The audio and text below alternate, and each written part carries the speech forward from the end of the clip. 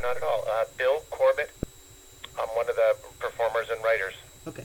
Um, all right. Well, I've got a list of questions here. Most of them are about the upcoming special, and I have a few. I'm a big fan myself, and I sort of reached out to some of the fan community and got a few questions that they wanted to ask as well. Cool. Um, okay, so I guess the most obvious one is why National Geographic? How did that come about? The short answer is that they contacted us out of the blue, and somebody there is a Rifftrax and MST3K fan, and just said, "Do you want to give this a try?" And because we're foolish and willing to try anything, we said sure. And they have all this I don't know, some old shows and stuff like that lying around, and some shows that are on the air still, I think. And they just said, why don't you just try to just do your regular treatment, try to make it funny for April Fool's Day. So we decided to give it a shot. Do you not, not that I'm expecting you to, look into Brain Guy's crystal ball or anything, but could you see this going further beyond these three specials? Well, we're not trying to, we're trying not to think too far ahead. We're pretty good at that, actually. But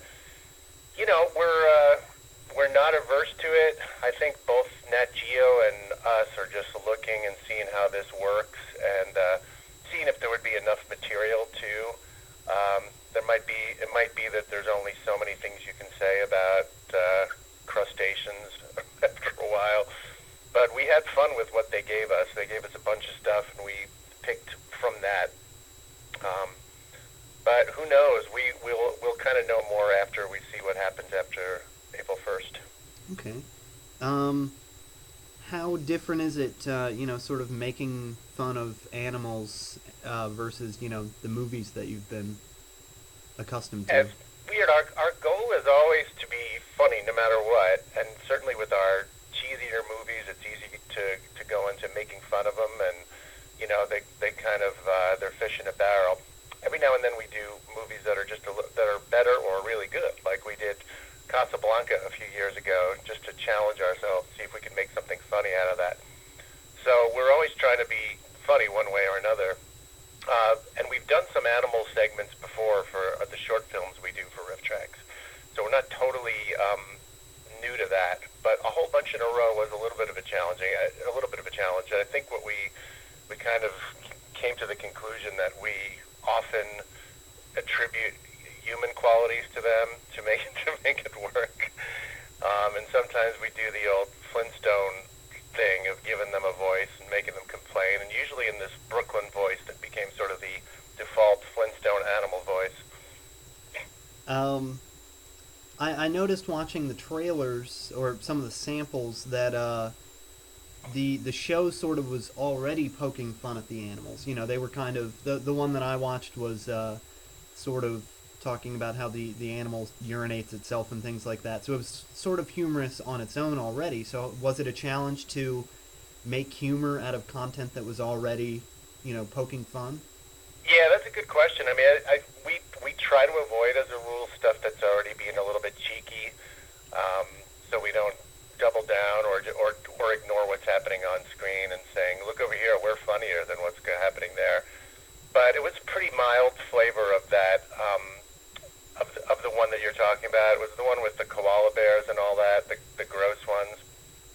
Um, yeah, I mean there's that badass animals thing, which it's not particularly heavy in its tone, but it also is still pretty straight information in the end, even if they do focus on some weird stuff and some gross out stuff. There's one segment with the koala, I don't know if you saw it, which is made us reconsider the whole idea of koalas as cute animals.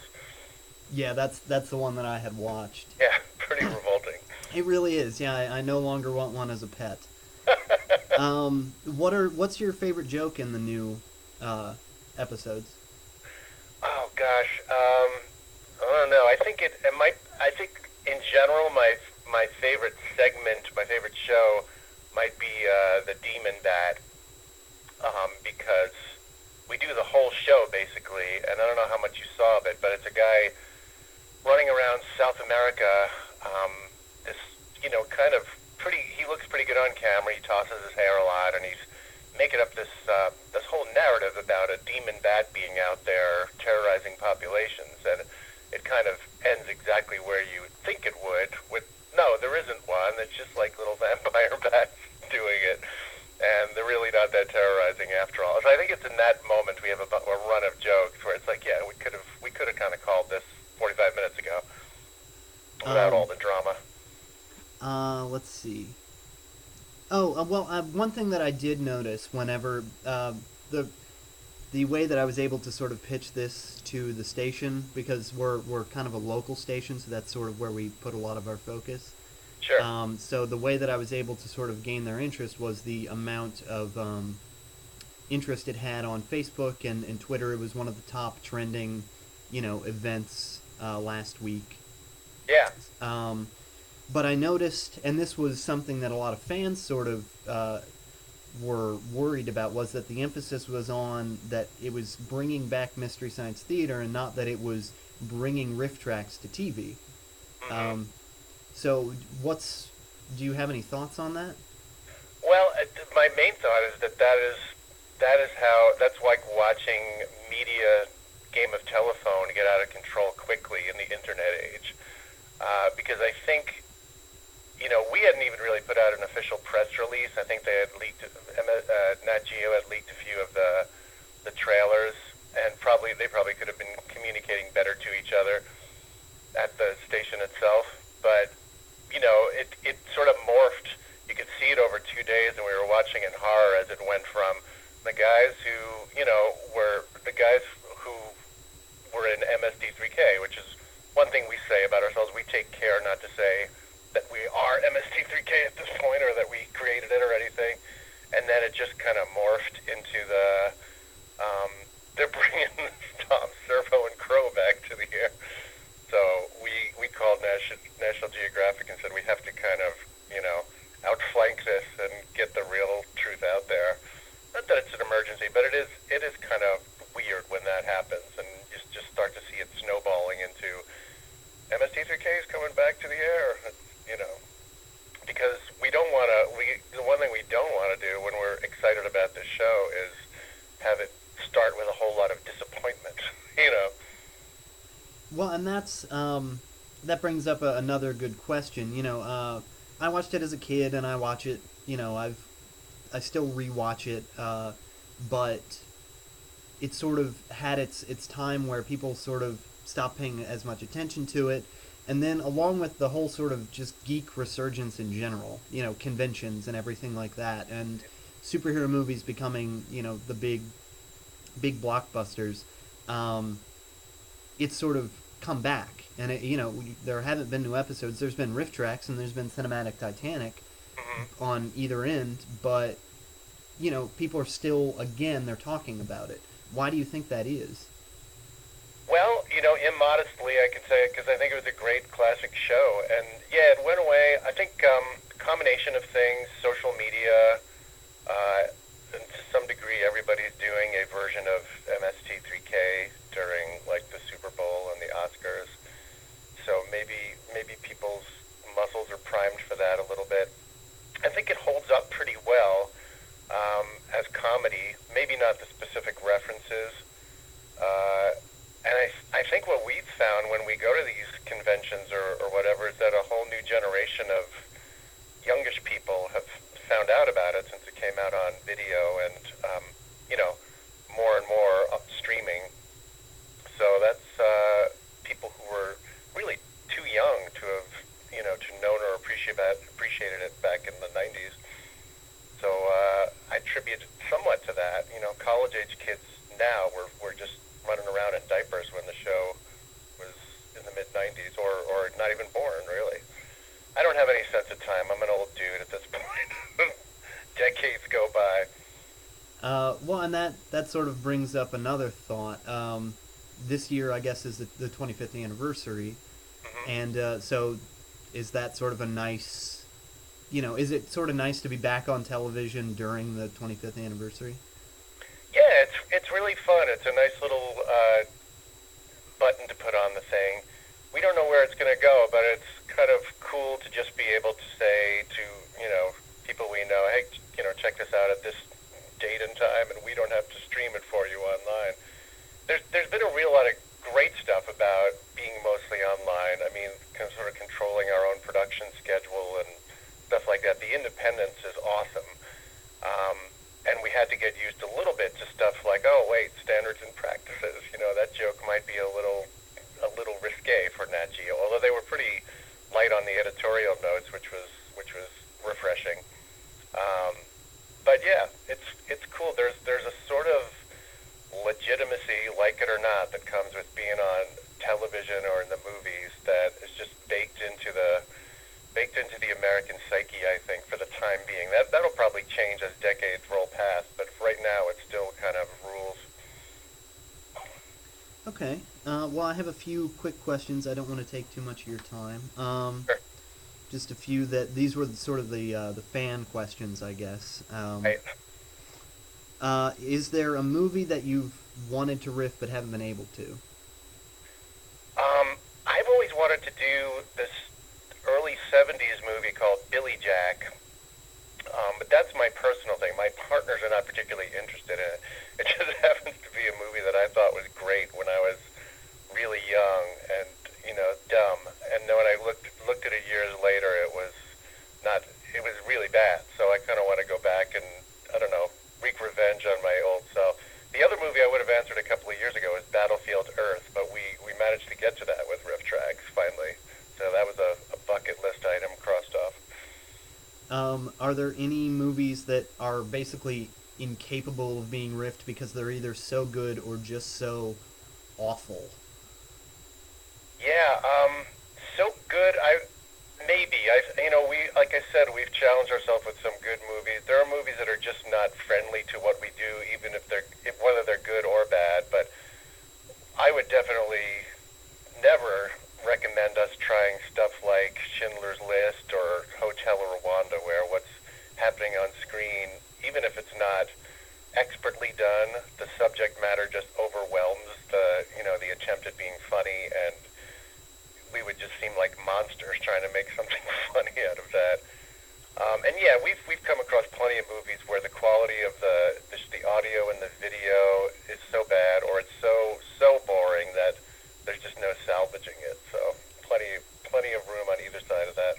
I mean, I don't think you were on this one, but Manos was. Whoa, yeah. I've tried to watch it without the commentary, and it's. That's borderline, yes. Yeah. If I painted the room around the television, I think watching the paint dry would be more appealing. Yeah, it makes for a good riff eventually, but that one is painful. There are bad movies that I think are fun for us. Birdemic was one for me. I thought that was delightful for some reason, but Manos is not one of them for me. I get that it's so weird that people just love it, but it's boring and hard to watch. Have you seen Birdemic 2 yet? Haven't seen it. We've been getting reports from people that it's trying to be funny a little bit, which is a shame. I wish they had gone with their innocent dumbness, and we will eventually look at it. I don't know if James Nguyen knows what funny is, so I really question if it was intentional or not. Yeah, who knows? Do you have a favorite character other than Rousdower? Well, Rousdower, I'm glad you said that, because of course he's the king. I'd have to say that the guy in Space Mutiny... that was going to be my next addendum, actually, but I just left it. The man of many names, who many of our fans can just rattle off almost in order at this point. But. Here's a touchy one, and you can skip it if you want to, but it was one of the fan questions. Joel and the Cinematic Titanic folks haven't really collaborated with the Rifftrax side before. Is that possible? Is there something there that is keeping that from happening? Well, I can't really answer for everybody, and I'll give a slightly guarded answer and just say that I like everybody who's in the cast and appreciate them, but I don't know exactly what what everybody's goal is. I mean, I think there's some people who own stakes in MST3K who are more motivated to get the the brand and the old collections out, and some of us who don't. So that might be the sort of commercial dividing line. But outside of that, there's not bad blood that I am aware of. There's just an awful lot of cast members to accommodate if we were ever to try something together. Gotcha. How's the Kickstarter going? It's going well. I took on a lot with the. Do you mean mine or the Rifftrax one? Both of them, actually. Oh, the Rifftrax one is pretty much completed, and everything got out to the people. Mine's a little pokier because it involves writing a comic book from scratch. So I'm a little bit behind, but backers have been awesome, and it's going to come out this Christmas, and I'm excited about it. Okay. Here's a heady question, and if you are short on time, you can hedge it a little bit. But I thought it was a solid concept. Somebody asked if, over the years, if riffing has changed because people have become more, not just used to the idea, but cynical in general.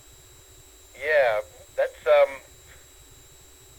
I think I see what that person means. I mean, there are more people doing it on Twitter and everything. Like the idea of meta commentary, I think, is as a participation sport is certainly bigger than it was 20 years ago, and it's mostly internet and and social media that's made that. I mean, there's that show with Chris Hardwick every night or most weeknights, midnight, and he has like a participatory hashtag game, which is kind of, crowdsourced humor.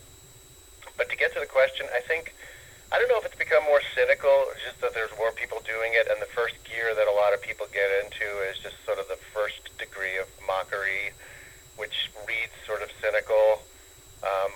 We hope that even if we are skeptical and cynical at times, that we're mostly trying to be funny. So that involves, ideally, a few more gears than just